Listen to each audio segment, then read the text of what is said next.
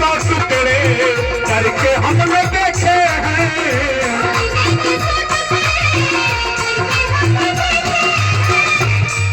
Mummy भाई की तरफ से बहुत बहुत रुपये का पुरस्कार मिला, स्वागत है।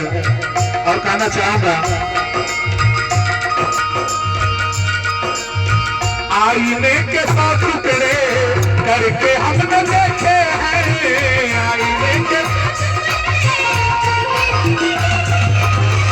आईने के 100 टुकड़े करके हमने देखे हैं। एक में भी तन्हा थे, एक में भी तन्हा थे, 100 में भी अकेले।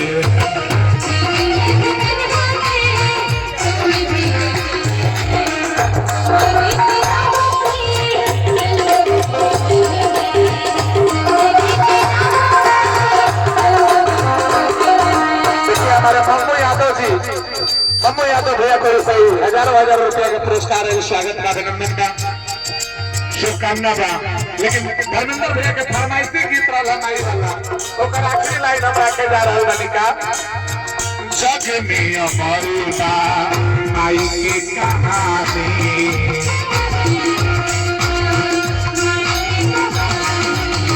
चाहे बेदर्दी पवन के दिखी जवानी।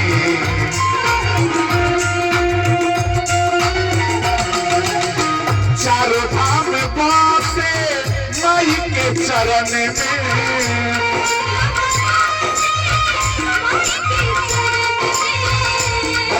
चारों धाम माई के चरण में होला, वो माई का हम प्रणाम करल बने जो माई रोजा के जन्म दिया। देखिए धर्मेंद्र भैया को कुछ जनता खाली माई एगो नया गीत वायरल भइल बा सुशील बाबू।